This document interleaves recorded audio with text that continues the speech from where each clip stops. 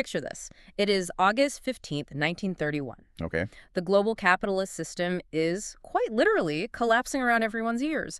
Banks are failing left and right. Millions are unemployed. The world economy is just in an absolute nosedive. Right, total free fall. Yeah. And Montagu Norman, who is arguably the most powerful central banker on the planet, is standing on a dock preparing to flee to Canada on an ocean liner called the Duchess of York. Just leaving it all behind. Exactly. He is actively having a nervous breakdown, and he's telling reporters he just needs a rest on a fine boat. It is such an incredibly striking image. Yeah. I mean, we have the man who was considered the governor of the citadel of citadels simply walking away from his post. Yeah. The sheer crushing stress of the economic catastrophe had essentially broken his mind. It feels completely surreal, but it is the perfect starting point for our mission in this deep dive. We've pulled together a really fascinating stack of sources for you today. We've got articles on early 20th century banking mechanics, some historical research notes, and specifically the incredible narrative laid out in Liaquat Ahamed's book, Lords of Finance. A fantastic source. So good. And the mission today is to explore this highly exclusive club of 4 central bankers who took it upon themselves to rebuild the world's financial system after the First World War. Right. But here is the kicker. In doing so, they inadvertently laid the exact groundwork for the Great Depression. Yeah, and to really grasp the magnitude of how these 4 men eventually broke the world, we first have to understand the world they were actually trying to put back together. Okay, set the stage for us. So, before 1914, the global financial system was built on a very specific, rigid foundation, the gold standard. Right. H.G. Wells actually famously described it as having a magnificent, stupid honesty. Okay, let me stop you there, because the mechanics of that are so foreign to us now. When we say it was built on gold, we don't just mean there was, like, gold in a vault somewhere backing things up abstractly. No. Every major currency was legally tied to a specific physical weight of gold, right? Like the British pound was exactly 113 grains of gold. The US dollar was 23.22 grains. It wasn't a suggestion. It was totally fixed. It was a strict mathematical reality. And because it was fixed, it created an era of just unprecedented globalization. Wow, really? Oh, yeah. I mean, if you were a British investor, you didn't have to worry about exchange rate fluctuations when you were funding a rubber plantation in Malaya or, a cattle ranch in Argentina. Because a pound was a pound and a mark was a mark. Exactly, because gold is gold. Capital flowed freely across borders in a way the world had honestly never seen. Which is wild. Right. And this fostered a deep, almost religious reverence among bankers. They viewed the gold standard not just as an economic policy, but as this moral code of behavior that transcended time and place. And that extreme financial integration led to what we can call a potent, fatal illusion. Yes. I was actually reading in our notes about this journalist, Norman Angell, who published a wildly popular book in 1910 called The Great Illusion. Right. His thesis was fascinating. Yeah. He argued that global economic integration had made war completely irrational. Like, the financial networks were so intertwined that any conflict would bankrupt the victor just as fast as the vanquished. So therefore, a major war was mathematically impossible. Exactly. And that belief just permeated the upper echelons of society. They assumed the ledger had conquered the sword. Okay, let's unpack this, because I want to put this in terms you, the listener, can relate to today. Okay. Think about how you feel when your home Wi-Fi goes down for an hour, or when a major cellular network crashes. Panic. Pure panic. Right. We treat our digital infrastructure as a system so completely integral to our daily survival that we assume nobody would ever dare pull the plug. Yeah, that's a great point. So, if the elites of 1914 were so absolutely sure that their financial network made war impossible, what actually happened when the plug was pulled in July 1914? Total paralysis. I mean, when Archduke Franz Ferdinand was assassinated in late June, the markets barely blinked. They just ignored it. Pretty much. Yeah. The financial elites initially treated it as a minor Balkan squabble. Even deep into July, the British Prime Minister was out golfing in Berkshire. Wow. And the Foreign Secretary was trout fishing. They literally could not compute the threat. Because it didn't fit their model. Exactly. But by the last week of July, the reality of a massive European mobilization shattered the illusion. Suddenly, the entire international credit system froze overnight. And that freeze hit the financial capital of the world, London, harder than anywhere else. Absolutely. Which brings us back to Montagu Norman, the guy fleeing on a ship at the top of our deep dive. Right. He is so fascinating to me because he is the furthest thing from your typical, stuffy, spreadsheet-obsessed banker. Oh, he was a true eccentric. Norman looked more like a 17th century courtier than a financier. Yeah. He sported this pointed white beard, walked around the city of London in a flowing cape, and wore a sparkling emerald tie pin. And his personal life was just as theatrical. Definitely. He lived alone in this massive wood-paneled mansion where he'd sit in a custom-built, groin-vaulted music room just listening to Brahms by himself. Yeah, very dramatic. But underneath all that aesthetic flair, he suffered from severe manic depression. He constantly dabbled in New Age therapies, autosuggestion, spiritualism. He tried everything. He even traveled to Zurich to see the famous psychiatrist Carl Jung, who, get this, wildly misdiagnosed him with terminal syphilis and told him he only had a few months to live. Which is just incredible to think about. Yeah. Yet, despite that extreme personal fragility, he was a member of the court of the Bank of England. How does that even happen? Well, to understand how a man like that ends up in such a position, you have to look at the institution's DNA. It was founded back in 1694 by a group of Protestant merchants for one highly specific reason: to lend the government money to fight a war against France. Right. But over the centuries, it had evolved into the banker's bank.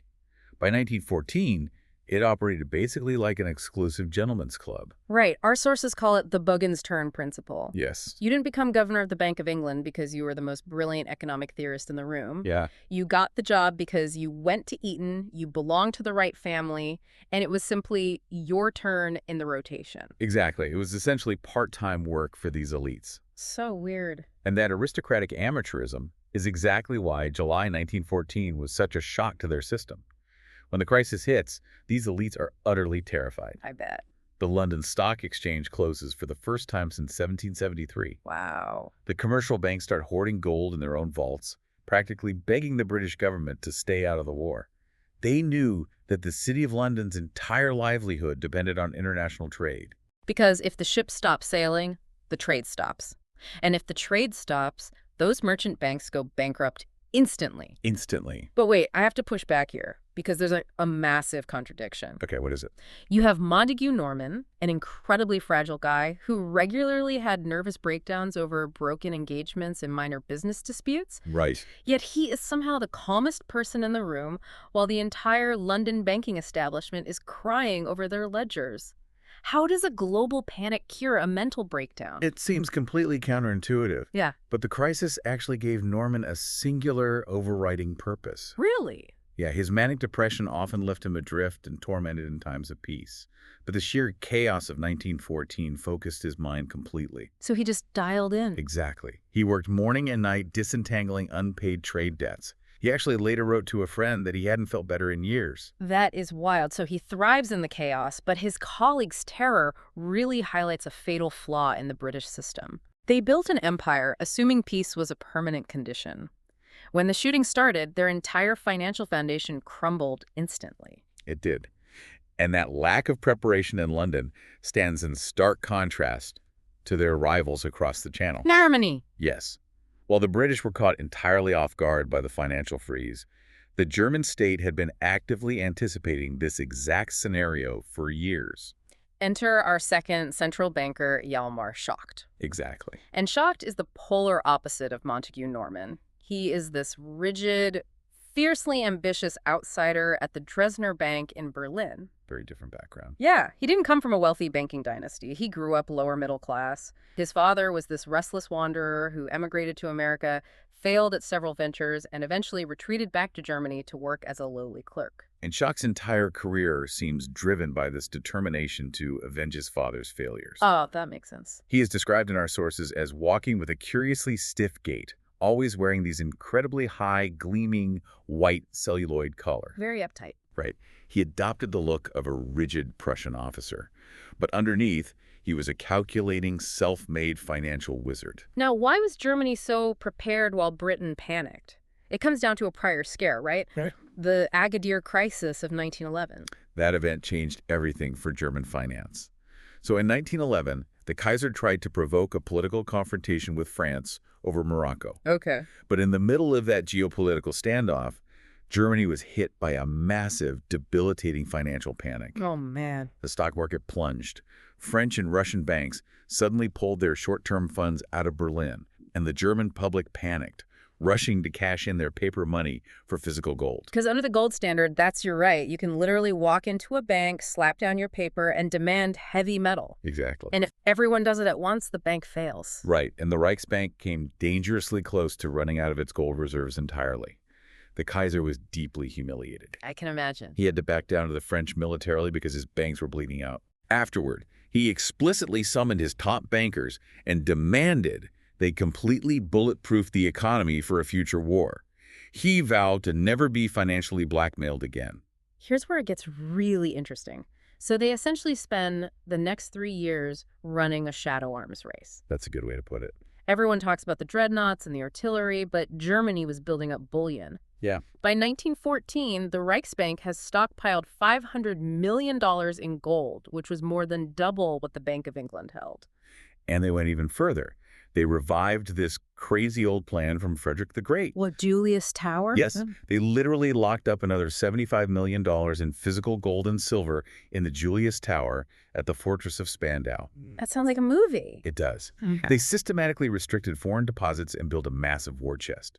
So when July 1914 arrived, the German public remained relatively calm. Because they had the gold? Right. The Reichsbank was perfectly positioned to suspend the gold convertibility of the mark without causing the kind of systemic collapse we saw in London. But wait, I'm genuinely stuck on Schacht here. Okay. Our sources paint him as this brilliant, calculating mind. You're telling me the state is literally locking up millions in gold inside a medieval fortress, explicitly preparing for war? And this supposedly genius banker is just ignoring it. Well, is he just not paying attention? It wasn't a lack of attention. His worldview simply wouldn't allow him to process the evidence right in front of him. How so? Schacht was a direct product of the German economic miracle. To him, and to many German elites, the idea that the Kaiser would risk destroying this perfect, highly profitable industrial machine for a military gamble was fundamentally irrational. So it's pure cognitive dissonance. Exactly. He sees the gold going into the tower, he sees the military posturing, but he convinces himself it's just diplomatic theater. He believed so deeply in the rationality of the German economic engine that it blinded him to the inevitable violent conclusion. Okay, so we have European credit completely frozen, Britain is panicked, Germany is battening down the hatches, and that financial shockwave slams right into the United States. Which is crucial to understand. Yeah, and this is crucial for you to remember as a listener. In 1914, the U.S. was not the financial superpower it is today. Not at all. It was a massive debtor nation. Americans owed Europe hundreds of millions of dollars, and when Europe called in those debts, it forced a dramatic reinvention of American finance, led by our third banker, Benjamin Strong. Strong represents a completely different breed of central banker. He was an American pragmatist. Right. Born into a long line of Yankee merchants, he had that confident Ivy League demeanor. Even though his family's severe financial troubles meant he had to skip college entirely and go straight to work on Wall Street as a clerk. And his personal life is also heartbreaking. It really is. His first wife tragically took her own life after struggling with postpartum depression, and shortly after that, his eldest daughter died of scarlet fever. Just devastating. Our research notes describe him as a man carrying an immense amount of hidden sorrow, which occasionally flashed out in terrible, sudden rages. But professionally, he was a man of absolute decisive action. Yeah. We see that action clearly during the Panic of 1907. At that time, the United States was the only major economic power on Earth without a central bank. Which seems crazy now. Right. The banking system was deeply fragmented. It relied on thousands of independent banks, making it incredibly unstable. So when a panic starts, it spreads. Exactly. When a massive bank run infected New York in 1907, there was no government safety net to catch the falling pieces. The financial community had to turn to one private citizen, J.P. Morgan. J.P. Morgan. I love this story because it sounds exactly like a mafia sit-down. Morgan literally locks the most powerful bankers in Wall Street inside his magnificent Renaissance-style library. Just turns the key. He refuses to open the heavy bronze doors until they all agree to cough up millions of dollars of their own money to bail out the system. And Benjamin Strong was right there in the room. Right. as one of Morgan's chief lieutenants, literally reviewing the books to decide which banks would live and which would die. That terrifying experience in the library birthed the modern Federal Reserve. How? The elites realized they couldn't rely on Morgan's temper or his private wealth forever. So in 1910, Strong and a handful of other top financiers snuck onto a private island off the coast of Georgia. Jekyll Island, the First Name Club. Yes. They were so deeply terrified of public outrage over a banker's cabal designing the nation's money supply that they traveled under fake names, calling each other Wilbur and Orville on a fake duck hunting trip. It sounds like a complete conspiracy theory, It totally does. but it is historical fact. Over 10 days in absolute secrecy, they drafted the blueprint for what would eventually become the Federal Reserve System. So when the 1914 crisis hits, Strong is ready to act. European markets close, the dollar plummets, and wealthy American tourists are stranded in Europe because nobody will accept their travelers' checks. They're stuck. Yeah, and Strong takes immediate action. He actually convinces the U.S. government to load $7.5 million in physical gold onto a warship, the cruiser Tennessee, to physically sail across the Atlantic and rescue these stranded Americans. There's pragmatism on steroids. Absolutely. But I have a huge question about Strong's motivations here. Sure. He initially hated the decentralized Federal Reserve System that the politicians ultimately passed. He actively campaigned against it. He did. Why on earth would he take a massive pay cut to run the New York branch of a system he fought against? It comes down to a battle between personal ego and a very specific sense of duty. Okay. Strong was relentlessly pressured by his mentors, particularly Henry Davison at J.P. Morgan. They appealed to a sense of public duty. They argued that the New York branch would inevitably come to dominate the fragmented system they hated simply because New York is where the money was. I see. Strong realized he had a choice. He could complain from the outside as a wealthy commercial banker, or he could step inside the machine, take the reins, and bend the institution to his will. He chooses power and public service over personal wealth. Exactly. So, while the Americans are frantically building a modern financial safety net in plain sight, using warships and public maneuvers, France is dealing with the same crisis through complete secrecy. And distraction. And the most bizarre public distraction imaginable.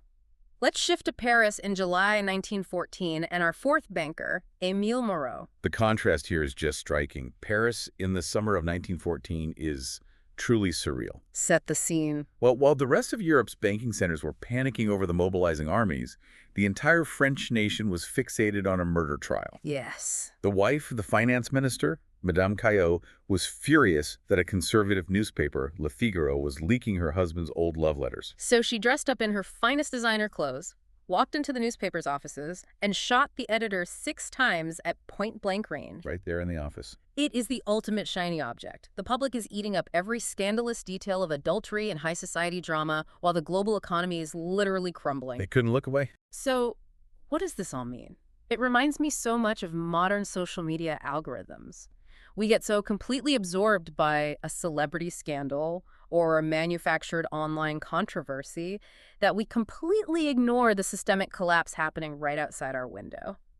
And operating quietly behind that massive public distraction was Émile Moreau. Tell us about him. He was an inspector des finances, part of the elite Mandarin class that actually ran the French bureaucracy, regardless of which politicians were currently holding office. The deep state, basically. Sort of, yeah. But Moreau was different from his peers. He was a blunt, prickly provincial from the countryside. He wasn't polished at all. Right. He'd made enemies and had essentially been exiled to run the Banque de l'Algérie, a colonial central bank. Yet this exiled provincial executes one of the most daring financial maneuvers in history. He does. Under the cover of the Caillot trial distraction, the Banque de France enacts a pre-planned top-secret operation called the Circulaire Bleu. Which is brilliant. As the German army begins its march toward Paris, the bank quietly loads 1,300 tons of gold, worth $800 million at the time, onto trains and trucks, and physically hides it all over the massive central and the south of France. Astonishing. I just want you to think about the sheer logistics of moving 1,300 tons of heavy metal in secret while a country prepares for war. Without anyone noticing. Right. But wait, Moreau is a guy who hates the Parisian elite. He resents them. He really is. How does his outsider status actually make him a better servant of the state than the guys making the headlines in Paris? It actually comes down to Moreau's background. His provincial roots gave him a deep generational attachment to the idea of France itself, Mhm. the soil and the state. Rather than the gossip. Right, rather than the fleeting political gossip of the capital. He viewed himself not merely as a banker, but as a guardian of the nation's permanent interests. That's a huge distinction. The Parisian elites were obsessed with their salons and scandals. Moreau was obsessed with institutional survival. His distance from the elite echo chamber allowed him to operate with a cold, bureaucratic efficiency. Because when the actual survival of the country is on the line, you don't want a socialite. You want a ruthless bureaucrat. Precisely. Okay, so let's pull all these threads together. We have the British caught off guard, the Germans hoarding gold in medieval towers, the Americans inventing a central bank on the fly, and the French secretly shipping tons of bullion on trains. A lot of moving parts. They are all using different tactics, but according to our sources, they all shared one catastrophic assumption about how money and war interact. And that shared assumption is the ultimate irony of this history. Even after the guns started firing in August, brilliant minds, including the young economist John Maynard Keynes, confidently promised everyone that the war would be over in 6 months. Really? 6 months? Yes, their reasoning. The gold would run out. Right. The monetary science experts believed the strict rules of the gold standard would literally force peace. They did. They thought you mathematically couldn't fight a war if you couldn't pay for it in physical gold. They genuinely believed the gold standard was a law of nature. But they were disastrously wrong about human nature. How much did the war actually cost? The war didn't cost a few million. It cost $3 billion a month. It eventually absorbed nearly 50% of the belligerent nation's total economic output. So what happened when the gold started running out? The governments didn't call a truce. They simply abandoned the gold standard. Just tossed it. Yep. They secretly suspended convertibility, hid the true debt numbers from the public, and started printing paper money out of thin air to pay the soldiers and the arms manufacturers. It's like referees in a boxing match who think the fight is naturally going to end just because they've run out of clean towels for the corners. That's a great analogy. They completely fail to realize that the fighters are willing to burn down the entire arena to win. But I have to ask, did the bankers genuinely believe in this monetary science? Or was this just monumental arrogance? Did they really think a ledger was stronger than an army? It was a profound failure of imagination. You have to remember, for 40 years, the gold standard had delivered peace, global trade, and massive prosperity. Is all they knew. It was the water they swam in. They mistook a human invention, a financial ledger, for an unbreakable law of physics. They couldn't conceive that governments, when faced with an existential threat to their very survival, would simply toss the rulebook out the window. Because it had worked for so long. Right. They believed civilization rested on sound money, but the generals proved that when national survival is at stake, money is just paper. And that takes us right back to our opening image. Montagu Norman on the docks in 1931, having a breakdown and fleeing the collapse of the very system he tried to resurrect. Yeah, after the war ended, Norman, Schacht, Strong, and Moreau spent a decade trying to force the world back onto the gold standard. They couldn't let it go. They tried to put the pre-1914 genie back in the bottle. But the economies were too structurally damaged, the war debts were too high, and that rigid financial straitjacket ultimately chokes the global economy. It directly triggered the Great Depression. Wow. They weren't foolish men. They were simply trapped by their absolute, unyielding faith in a system that humanity was perfectly willing to discard the moment survival was on the line. It really makes you think about how much faith you and I put into today's financial networks. We have absolute trust in our digital currencies, instant global transfers, and the idea that intertwined global trade makes large-scale conflict impossible. Sound familiar? Exactly. We assume the system is too vital to fail. The exact same comforts and assumptions blinded the smartest, most powerful people in the world in 1914. It's a sobering thought. Today, we don't tie our wealth to heavy, shiny metal hidden in a fortress. We tie it to digital data spread across the cloud. So, if the magnificent honesty of the gold standard couldn't stop the guns of 1914 from firing, you have to ask yourself a very uncomfortable question. In our next great crisis, what happens to our digital wealth when the real-world power grid gets cut? Are our modern invisible safety nets actually any stronger than the grand illusions of 1914?